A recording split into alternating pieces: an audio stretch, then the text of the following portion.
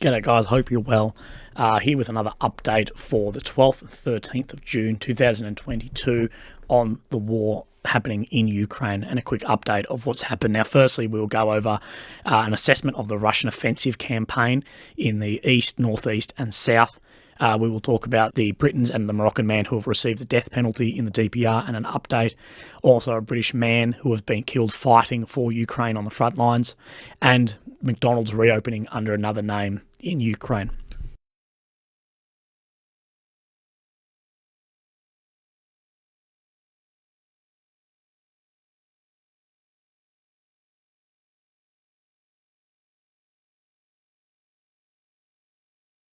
So firstly, we'll step into an assessment of the Russian offensive campaign. As mentioned in my other videos, the battle on the ground of Ukraine can be really broken down into three areas. Firstly, the eastern of Ukraine, the Donbass region. Secondly, Kharkiv city. And third, southern Ukraine, the Kherson Oblast. Now, Russia's main focus is the east, in the Donbass region. Russian forces have continued ground assaults in and around Severodonetsk under the cover of heavy artillery fire, but have yet to establish full control of the city as of the 12th of June. The Ukrainian ground lines of communication run from Bakhmut to Lysychansk, then across the river into Severodonetsk. Hopefully a map here will be helping you, and I'll try and put some stuff on it. The head of the Luhansk Regional State Administration, Serhiy Haidai, stated that Russian forces destroyed two bridges across the Seversky Donetsk River between Severodonetsk and Lysychansk, and are heavily shelling the third bridge. According to some reports, all the bridges across this river have now been destroyed, cutting them off.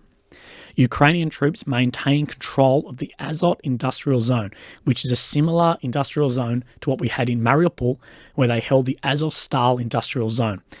Surely, for everyone, I think we can hope that this situation turns out differently to having thousands killed, hiding in tunnels, and then surrendering thousands. Russian forces will likely continue to mount assault operations near Bakhmut-Lysychansk highway to support the encirclement of Lysychansk. Russian troops reportedly conducted unsuccessful operations in Verbivka and Mykolaiivka, both settlements near the critical Bakhmut-Lysychansk highway.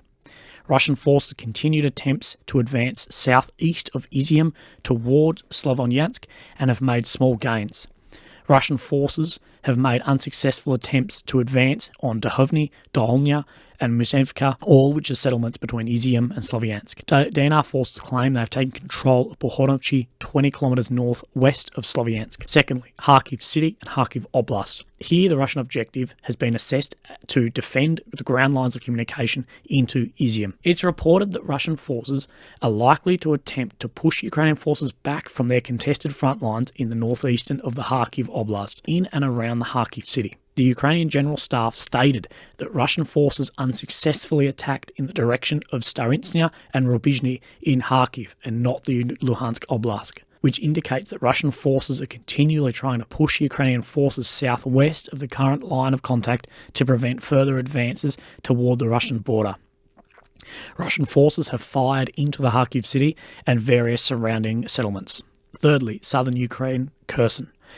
The Russian objective here has been assessed to defend Kherson and Zaporizhzhia oblasts against Ukrainian counterattacks. Just as a quick side note, these are Russian-occupied territories where Russia is consolidating its control. Russian passports have been issued to civilians, and the Russian ruble is in circulation. They've also changed all the local phone numbers to the Russian international prefix of +7. Russian forces have focused on maintaining defensive lines and have fired on the Ukrainian positions. Reports suggest that Ukraine has taken control of Blohadny and Suky Stavok. There are also reports of Ukrainian counteroffensive happening near Stary Osilia. As mentioned in my previous video, the two British men and a Moroccan man have been sentenced to death in the DPR, and this is an update on these men. Their head of the DPR, Pushlin, says he sees no grounds to pardon the men. According to DPR law, the men can apply to the head of the republic to be pardoned. According to the Russian media, Mr. Pushlin has been quoted saying, "First of all, I must be guided by the court decision that has been made. By the nature of these articles, those offences that they have committed, I see no grounds or prerequisites for me to pardon them. They came to Ukraine to kill civilians for money. That's why I don't see any conditions for mitigation or modification of their sentence." He then added the court had issued a perfectly fair punishment to these three fighters. The United Kingdom government said that they were fully engaged with Ukrainian authorities in trying to help Mr. Aslan and Mr. Pinner and the Moroccan man after their, quote, sham trial. Boris Johnson has said he is appalled by the death sentences, has asked ministers to do everything in their power to try and reunite them with their families as soon as we can. According to his spokesman, Britain is, quote, prioritising talking to Ukraine rather than Russia because, quote, we don't have regular interaction with the Russians. Liz Truss, the Foreign Secretary, has condemned the death sentences as illegal. Government officials have raised the prospect of swapping the two British men for high-profile Russian prisoners captured by Ukraine. Viktor Medvedchuk's name has repeatedly been mentioned as a possible prisoner to be exchanged in any potential prisoner swap. Reports are also emerging that a South Korean man has been captured fighting and will appear in the Donetsk DPR courts under the similar charges. A former British soldier has been shot dead fighting in Severodonetsk for Ukraine. The father of a former British soldier has confirmed that his son has died fighting in Ukraine. Jordan Gatley, who was 24, was killed in the city of Severodonetsk, Luhansk Oblast. Jordan joined the British Army when he was 18 and was a member of the 3rd Battalion of the Rifles.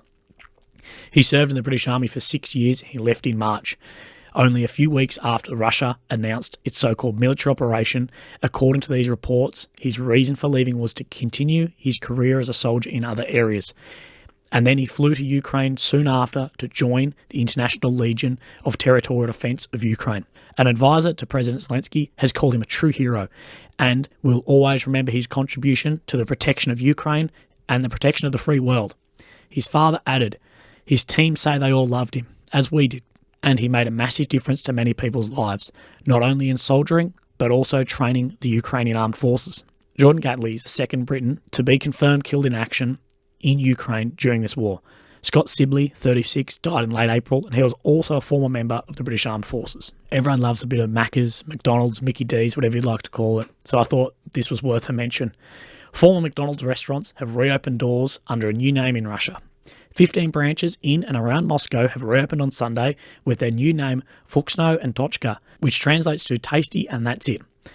McDonald's announced it was leaving the Russian market in May, saying that it would sell all 847 restaurants due to the Russian invasion of Ukraine. It joined a mass exodus of Western businesses and brands from the Russian market amid Western sanctions. Russian businessman Alexander Govor, who already owns 25 restaurants in Siberia, has agreed to buy all 847 Russian McDonald's restaurants. They have said up to 7 billion rubles will be invested this year into his business, approximately 121 million USD or 172 million Australian dollars. He has vowed to keep all 62,000 employees on equivalent terms for at least the next 2 years. The CEO, Oleg Perov, has said, our goal is that our guests do not notice a difference in either quality or ambiance. Coca-Cola has left Russia, so they do not have a drink supplier as it stands.